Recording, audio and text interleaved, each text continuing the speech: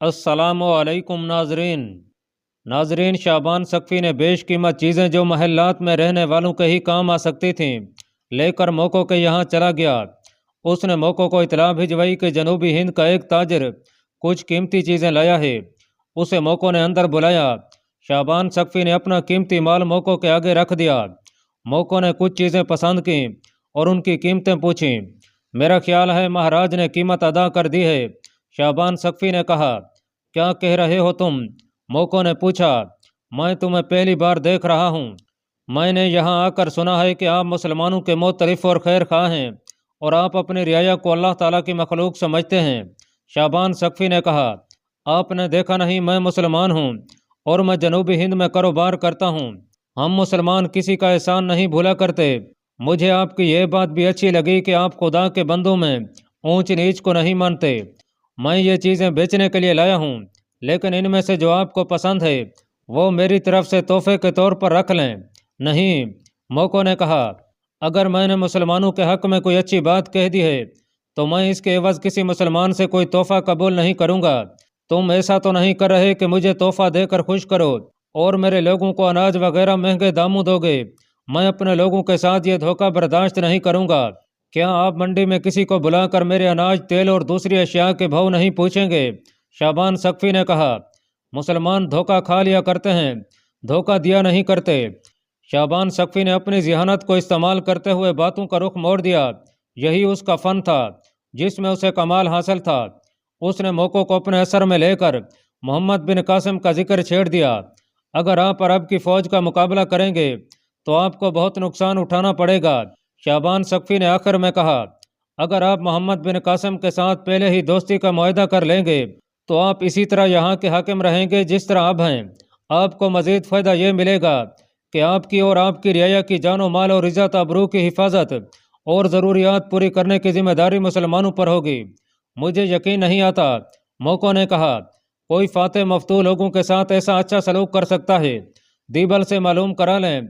शाबान सक़फ़ी ने कहा, नैरून में जाकर खुद देख लें। कई और बस्तियां मुसलमानों के कब्जे में आई हैं। क्या आप मुसलमानों के साथ दोस्ती का मुआहदा करना चाहते हैं? तुम ताजिर हो। मोको ने कहा, मैं तुम्हारे साथ ऐसी बातें नहीं कर सकता। अगर मैं मुसलमानों के साथ दोस्ती करना चाहूँगा तो तुम मेरी कोई मदद नहीं कर सकते। आप अपना इरादा बताएं। शाबान सक़फ़ी ने कहा, मैं अरब फ़ौज के सलार मोहम्मद बिन कासिम के साथ बात कर सकता हूँ। मैं खुद अरब के सलार के पास नहीं जाऊँगा। मोको ने कहा, इसकी एक वजह तो यह है कि तुम्हारा सलार मुझे बुज़दिल समझेगा। दूसरी वजह यह है कि मेरा बाप और मेरा भाई इसीलिए मेरे दुश्मन बने हुए हैं कि मैं मुसलमानों को अच्छा समझता हूँ। वो कहेंगे कि मैंने लड़े बगैर मुसलमानों की इताअत कबूल कर ली है। मैं आपके साथ वादा करता हूँ कि आप मोहम्मद बिन कासिम की इताअत कबूल कर लेंगे तो आप इस जगह के हाकिम रहेंगे। शाबान सक़फ़ी ने कहा, आप पर सिर्फ ये शर्त आयद की जाएगी कि मोहम्मद बिन कासिम को आपकी मदद की ज़रूरत होगी तो आप उसकी मदद करेंगे। तुम अपनी हैसियत से बढ़कर बात कर रहे हो, मोको ने कहा, और तुम मुझे वरगला रहे हो। एक सलार की तरफ से ऐसी बात मुंह से ना निकाल जो सलार पूरी ना करना चाहे। तुम अपने दिमाग को तिजारत तक ही रखो। मैं अपने सलार की तरफ से बात कर रहा हूँ महाराज। शाबान सक़फ़ी ने कहा, उसी ने मुझे भेजा है। मैं ताजर नहीं, ना जनूबी हिंद के साथ मेरा कोई ताल्लुक़ है। मैं मोहम्मद बिन कासिम का एलची हूँ। ये चीज़ें मोहम्मद बिन कासिम के तहफ़ हैं जो उसने आपके लिए भेजे हैं। फिर तुम इस बहरूप में क्यों आए हो? मोको ने पूछा। इसलिए कि आप मेरी इन बातों से नाराज़ भी हो सकते थे। शाबान सक़फ़ी ने कहा, अगर मैं एलची के रूप में आता तो हो सकता था कि आप मुझे कैद में डाल देते या मेरी बेइज्जती करके मुझे यहाँ से निकाल देते। मैंने अपना आप उस वक्त ज़ाहिर किया है जब यकीन हो गया है कि आप दोस्ती का मुआहदा कर लेंगे। अपने सलार से कहना कि मैं उसकी दोस्ती कबूल कर लूँगा। मोको ने कहा, तुम इसी भेस में यहाँ से चले जाओ, तुम्हारी असलियत का किसी को पता ना चले। शाबान सक़फ़ी तहफ़ वहीं छोड़कर मंडी में गया। उसके आदमी जो ताजरों के रूप में उसके साथ आए थे सामान बेच चुके थे। उन्हें साथ लेकर वो नैरून को रवाना हो गया। उसके आदमियों ने लोगों से मोको और उसके बाप दसायो और भाई रासेल के हालात और फौजी ताकत वगैरह के मुतालिक मालूमात हासिल कर ली थीं। शाबान सक़फ़ी ने नैरून पहुँचकर मोहम्मद बिन कासिम को तफसील से बताया कि रन कच्छ के सियासी और फौजी हालात क्या हैं। इस रिपोर्ट में दो अहम बातें थीं। एक ये कि मोको दोस्ती के मुआहदे पर आमादा था اور دوسری بات یہ کہ راجہ دہر نے رن کچھ کے حاکم دسایوں کی مدد کے لیے ایک فوجی حاکم جابین کو بھیج دیا تھا۔ جابین دیبل کا حاکم تھا اور وہاں سے شکست کھا کر بھاگا تھا۔ دہر کو غالباً یہ پتہ چل گیا تھا کہ محمد بن قاسم کا رخ رن کچھ کی طرف ہوگا۔ محمد بن قاسم نے رون کے قریبی مضافات میں ایک بلند ٹیکری پر خیمے میں ٹھہرا ہوا تھا۔ آج اس ٹیکری کی نشاندہی نہیں کی جا سکتی۔ اتنی صدیاں جو گزر گئی ہیں، ان کے موسموں کے تغیرات نے زمین کے خد و خال بدل ڈالے ہیں۔ بلندیاں پستیوں سے جا ملی ہیں اور پستیوں کو اڑتی ریت نے بھر کر بلند کر دیا ہے۔ اگر کچھ زندہ ہے تو وہ محمد بن قاسم کا نام ہے، جس نے سندھ کی پستیوں کو بھی بڑا ہی بلند مرتبہ عطا کیا تھا۔ یہ ٹیکری سرسبز اور خوش نما تھی۔ اس کے ارد گرد سبزہ زار تھا، سایہ دار درخت تھے۔ مورخ لکھتے ہیں کہ محمد بن قاسم کو یہ جگہ اتنی اچھی لگی تھی کہ اس نے سندر شمنی کے محل میں رہنے کی بجائے اس ٹیکری پر رہنا پسند کیا۔ اس کے سامنے بڑا لمبا سفر تھا۔ اس نے سارے ملک ہند میں اسلام پھیلانے کا عہد کر لیا تھا۔ اس کے مجاہدین کا جذبہ اس کے عہد کے عین مطابق تھا۔ مجاہدین جہاں شہید ہوتے تھے وہیں انہیں دفن کر دیا جاتا تھا، اور اس طرح سندھ شہیدوں کا خطہ بنتا جا رہا تھا۔ آج ان کی قبروں کے نشان بھی نہیں رہے، ان کے نام بھی نہیں رہے۔ وہ عرب کے ریگزار کے گمنام بیٹے تھے، مگر سندھ کی ریت کے ذرے ذرے میں ان کے نام زندہ ہیں۔ ان کا یہ فخر زندہ ہے کہ ہندوستان کے بدھ قدے میں وہ اسلام لائے تھے اور کفر کی تاریکیوں کو انہوں نے اسلام کے نور سے منور کیا تھا۔ محمد بن قاسم جب نیرون کی ایک خوشنما اور سرسبز ٹیکری پر ٹھہرا ہوا تھا تو اس کے نظام جاسوسی کے سربراہ شعبان سقفی نے اسے رن کچھ کے متعلق تفصیلات سنائیں۔ اس وقت محمد بن قاسم کے سامنے وہ خط پڑا ہوا تھا جو حجاج بن یوسف نے لکھا تھا۔ یہ خط اسے سیسا میں ملا تھا۔ حجاج نے لکھا تھا کہ محمد بن قاسم واپس نیرون چلا جائے اور دریائے سندھ عبور کر کے راجہ دہر کو میدان میں گھسیٹے۔ حجاج کا یہ خیال تھا کہ دہر کو شکست دی گئی تو ہندوستان کے دروازے کھل جائیں گے۔ شعبان سقفی کی رپورٹ سن کر محمد بن قاسم نے کاتب کو بلایا اور حجاج بن یوسف کے نام خط لکھوانے لگا۔ اس نے خط میں اپنی فتوحات کی پوری تفصیلات لکھوائی اور ان امیروں کے نام بھی لکھوائے جو اس نے مفتوحہ قلعوں میں مقرر کیے تھے۔ شہیدوں کی اور شدید زخمی ہو کر معذور ہونے والوں کی تعداد لکھی، اپنی فوج اور رسد وغیرہ کی کیفیت لکھی، اور آخر میں رن کچھ کے حالات اور سندھ میں اس خطے کی اہمیت لکھی، اور آخر میں لکھا کہ رن کچھ کا ایک حاکم ہماری اطاعت قبول کرنے پر آمادہ ہے۔ اگر اس کے ساتھ معاہدہ ہو گیا تو ہماری مہم آسان ہو جائے گی۔ یہ خط قاصد کو دے کر محمد بن قاسم نے نیرون سے رن کچھ کی طرف کوچ کیا اور 3-4 دنوں کی مسافت کے بعد ایک جگہ پڑاؤ کیا۔ کسی بھی تاریخ میں اس جگہ کا نام نہیں لکھا، صرف یہ لکھا ہے کہ اس جگہ محمد بن قاسم نے رک کر حجاج بن یوسف کی طرف سے اپنے خط کے جواب کا انتظار کیا تھا۔ حجاج بن یوسف کا جواب بہت جلدی آ گیا۔ مورخوں نے اس کے خط کا پورا متن عربی سے ترجمہ کر کے لکھا ہے۔ محمد بن قاسم نے اپنے خط میں حجاج کو بہت زیادہ تعظیم و تکریم دی تھی اور کچھ القاب بھی استعمال کیے تھے۔ حجاج نے اس انداز تحریر کو پسند نہ کیا۔ اس نے محمد بن قاسم کو جو خط لکھا وہ اس طرح ہے: عزیز بیٹے کریم الدین محمد بن قاسم، تجھ پر اللہ تعالیٰ کی رحمت اور کرم ہو۔ تیرا خط تکلفات اور القاب سے بھرپور تھا، سمجھ نہیں آئی تو نے ایسا کیوں کیا۔ احوال و قوائف جو تو نے لکھے ہیں میں نے پورے غور سے پڑھے۔ میرے عزیز بیٹے، تجھے کیا ہو گیا ہے؟ اپنی رائے، اپنی عقل اور تدبر سے کام کیوں نہیں لیتا؟ میری خواہش اور دعا ہے کہ مشرق کے تمام بادشاہوں پر تو غالب ہے اور کفار کے تمام شہر اور قلعے تیرے قبضے میں ہوں۔ تو خود کفر کے سر کو ختم کرنے سے کیوں عاجز آ رہا ہے؟ کیا تو اپنے آپ کو ان پر مسلط نہیں کر سکتا؟ وہ تو اسلام پر غالب آنے کے منصوبے بنا رہے ہیں۔ مجھے امید ہے کہ ان کے منصوبے ناکام ہوں گے اور تو فتح اور کامران ہوگا۔ دل کو مضبوط رکھ میرے عزیز، اور کفار کو توڑنے کے لیے تو جس قدر بھی مال خرچ کر سکتا ہے کر دے۔ دشمن پر انعام و اکرام کا می برسا دے۔ دشمن کا کوئی حاکم جاگیر یا حکمیت مانگتا ہے اسے دے دے اور اسے اپنے پاؤں کے نیچے رکھ۔ کسی کو نا امید نہ کر، ان کی درخواستوں کو قبول کر اور انہی کے قوانین ان پر نافذ کر، اور وہ امن کا معاہدہ چاہیں تو انہیں امن دے، لیکن خود ان پر مسلط رہے۔ دشمن پر غالب آ کر اس کی سلطنت اپنے ہاتھ میں لینے کے 4 طریقے ہیں۔ ایک یہ کہ صلح ہمدردی، دشمن کی چھوٹی سی لغزش اور بہت بڑے مطالبے سے جسم پوشی اور اس کے ساتھ رشتہ داری کے تعلقات۔ دوسرا طریقہ یہ ہے کہ فیاضی سے مال خرچ کرنا، مخالفت کو انعام اور عطیات سے دباؤ۔ تیسرا طریقہ یہ ہے کہ دشمن مخالف کے در پردہ خطرناک طریقے اختیار کرے اور حالات تیرے خلاف ہو جائیں تو گھبرانے کی بجائے دماغ کو حاضر رکھ اور تیری رائے اور فیصلہ صحیح ہو۔ ہر وقت مغلوب دشمن کے مزاج پر نظر رکھ۔ चौथा तरीका यह है कि रौब और दबदबा, जुर्रत कुव्वत का इस्तेमाल कर कि दुश्मन और उसके हिमायती सर ना उठा सकें। दुश्मनों को बेअसर और बेकार रखने के तरीके इस्तेमाल कर, और कोई काफिर हुक्मरान इताअत और अमन कबूल करे उसे मौसर और बड़े सख्त अहदनामे में जकड़ ले, और जो भी खराज खुद मुकर्रर करे वो कबूल कर और बहुत जल्दी वसूल कर। और मेरे बेटे कासदों के मामले में बहुत मोहतात रहे। मफतूहा इलाकों में तो जिस कासद को पैगाम रसानी के लिए इस्तेमाल करे उसके मुतालिक यकीन कर ले कि फौलाद जैसा मजबूत दिल रखता है और वो किसी के फरेब में नहीं आ सकता। तुझे उसकी अकल पर, दूर अंदेशी और ईमान की पुख्तगी पर पूरा इत्मीनान होना चाहिए। वो दिल और अकीदे का इतना मजबूत हो कि दुश्मन के किसी आदमी या औरत या किसी और लालच के जाल में ना आ जाए, और उसके मुंह से कोई ऐसी बात ना निकल जाए जो तेरे नुकसान का बायस बन जाए। मत भूलना मेरे अजीज बेटे, हिंदुस्तान बड़े खूबसूरत और दिल नशीन मकर व फरेब का मुल्क है। कासदों और एलचियों के इंतखाब में मोहतात रहना, दहर की चालों से खबरदार रहना। उसकी तरफ अपने किसी मोतमद कासद या एलची को भेजो तो उसे सख्ती से नसीहत करना कि दुश्मन के दरमियान जाकर उसकी बातों में ना आ जाए। उसे पैगाम अच्छी तरह जहन नशीन करा दो, और वो जब किसी राजा या बादशाह के दरबार में पेश होकर पैगाम दे तो उस पर बादशाह का खौफ ना हो और उसके सरदारों और हकमों से भी न डरे। राजा या बादशाह उससे कुछ पूछें तो वो जुर्रत से जवाब दे, और बादशाह पैगाम का जो जवाब दे वो अच्छी तरह सुने और तुझ तक पहुँचाए, ताकि कोई गलत फहमी ना रहे। ये भी याद रख मेरे अजीज बेटे, कासिद को ये बताओ कि तुम सारे लश्कर के इमाम हो और लश्कर की फतह और शिकस्त तुम्हारे हाथ में है। कासिद हमेशा अपने मजहब का हो जो पाक मजहब है, वो पुरवकार होना चाहिए, उसकी बातों में असर हो। वो कुफार के बादशाह के दरबार में खड़ा होकर कहने की जुर्रत रखता हो कि अल्लाह की वहदानियत पर ईमान लाओ। अगर अल्लाह को वाहदहू ला शरीक तस्लीम करोगे तो तुम्हारे शहर, बस्तियाँ, खेतियाँ और जानो माल महफूज रहेंगे। अगर अपने बातिल अकीदों को दिल में रखकर अल्लाह ताला की वहदानियत से मुंह मोड़ोगे तो हम तुम्हें बख्शेंगे नहीं। लड़ाई के लिए तैयार हो जाओ, तो अब दहर के मुकाबले को जा रहा है। याद रख मेरे अजीज, वो दरियाए मेहरा के पार है और तू दरिया के सामने वाले किनारे पर होगा। दहर को दरिया पार करने का मौका ना देना। उसे ललकार कर कहना कि हम दरिया के पार आकर लड़ेंगे।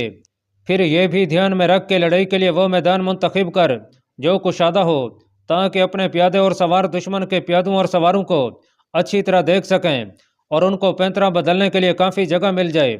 हर प्यादा और सवार घूम फिर कर लड़े, और तेरे लश्कर को ये सहूलतें मुयस्सर आएँ या ना आएँ, अल्लाह ताला पर तवक्कुल रख। फतह और शिकस्त उसी की ज़ात बारी के इख्तियार में है। उसकी रस्सी को मजबूती से पकड़े रखो, अल्लाह ताला के लिए लड़ो और अल्लाह से ही मदद के तलबगार रहो। उसके करम और उसकी रहमत से मायूस ना होना, दिल जमी से लड़ो और देखो कि पर्दा गैब से क्या ज़हूर पजीर होता है और अल्लाह ताला के हुजूर से किसकी बादशाही के ख़त्मे का हुक्म जारी होता है। मैंने कहा है कि दहर को दरिया अबूर करने का इख्तियार ना देना। ये मैं फिर कहता हूँ कि तू जब उसके बिल मुकाबिल हो तो दरमियान में दरिया हो तो उसे कहना कि दरिया हम अबूर करेंगे। इस तरह उस पर तेरा रौब बैठेगा और उसके लश्कर पर यह असर होगा कि जो लश्कर इतनी दूर से आकर भी दरिया अबूर कर रहा है और मुकाबले के लिए तैयार भी है, तो ये लश्कर कवि और दिलेर है। तूने देख लिया है और मैं तुझे ये यकीन दिलाता हूँ कि तेरे साथ जो लश्कर है ये अल्लाह ताला की जमात है। इन्होंने कहीं भी पीठ नहीं दिखाई और आगे जाकर भी किसी मैदान में पीठ नहीं दिखाएंगे। जान की बाजी लगाकर लड़ेंगे। ये अल्लाह के फजल करम पर भरोसा करने और साबित कदम रहने वाले मुजाहिदीन हैं। दरिया ऐसी जगह से अबूर करना जहाँ तेरे लश्कर के पाँव जम सकें। ऐसा ना हो कि दरिया आधे लश्कर को अपने साथ ही ले जाए। जिस रास्ते के मुतालिक तुझे यकीन हो कि यह रास्ता बिल्कुल सीधा और महफूज है, उस पर भी एहतियात से चलना और लश्कर को भी एहतियात से रखना। लश्कर को मेमना, मैसरा, कलब, हरावल और साका में तरतीब देकर आगे बढ़ना। प्यादों को आगे रखना और बरगिस्तवानियों को दरमियान में ना रखना। बरगिस्तवानी जरा की एक किस्म थी जो घोड़ों को पहनाई जाती थी। हज्जाज बिन यूसुफ जरा पोश घोड़ों को कलम में रखने की बजाय पहलू और रकम में रखना चाहता था ताकि लश्कर महफूज रह सके।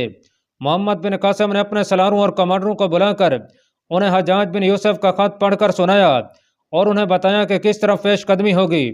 मेरे रफ़ीको, मोहम्मद बिन कासिम ने सलारों और कमांडरों से कहा, खुदा की कसम हम हज्जाज बिन यूसुफ के आगे जवाबदा नहीं हैं, न हम हज्जाज की खुशनुदी के लिए वतन से इतनी दूर आकर अपनी जान की बाजी लगाए हुए हैं। हज्जाज की आवाज़ उम्मत रसूलुल्लाह सल्लल्लाहु अलैहि वसल्लम की आवाज़ है। हमें हज्जाज नहीं, अल्लाह देख रहा है। अल्लाह की खुशनुदी के लिए लड़ो। हम सबको अल्लाह के हुजूर जाना और जवाब देना है।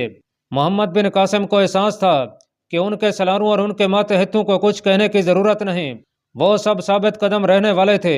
یہ ان کے جذبہ ایمان کا کرشمہ تھا کہ وہ جدھر جاتے تھے دشمن ان کے آگے ہتھیار ڈالتے چلے جاتے تھے۔ ناظرین، محرم الحرام 93 ہجری جب محمد بن قاسم کی عمر 18 سال تھی، وہ رن کچھ کے ایک قلعہ اشبہار تک پہنچ چکا تھا۔ یہ ایک مضبوط قلعہ تھا، اسلامی فوج نے اسے محاصرے میں لے لیا۔ اس قلعے کا خود مختار حاکم دسایو تھا۔ اس نے ارد گرد کے دیہات کے لوگوں کو بھی مسلمانوں کے خلاف لڑنے کے لیے قلعے میں اکٹھا کر لیا تھا۔ ان میں برچی نشانے پر پھینکنے کے ماہر اور تیر انداز بھی تھے اور تلوار کے دھنی بھی۔ محمد بن قاسم نے اعلان کرایا کہ قلعہ ہمارے حوالے کر دو تو امان میں رہو گے، اگر ہم نے قلعہ خود سر کر لیا تو تم سب کا انجام بہت برا ہوگا۔ آگے آؤ۔ قلعے کے دیوار کے اوپر سے آواز آئی، قلعہ خود سر کرو۔ قلعے کی دیوار پر تیر اندازوں کی دیوار کھڑی تھی۔ یہ لوگ مسلمانوں کا مذاق اڑا رہے تھے۔ محمد بن قاسم نے اپنے تیر اندازوں کو آگے کیا تو دونوں طرف سے تیروں کا تبادلہ شروع ہو گیا۔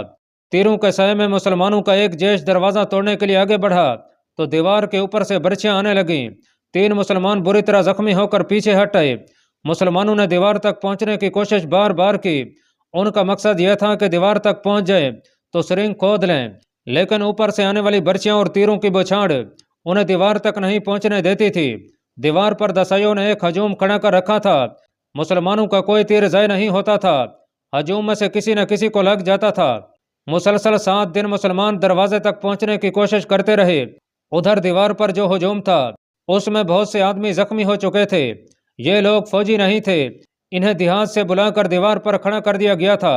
انہوں نے جب اپنے ساتھیوں کو تیروں سے زخمی ہوتے اور تڑپتے دیکھا تو ان کا حوصلہ جواب دے گیا۔ محمد بن قاسم نے اپنا آخری حربہ استعمال کیا۔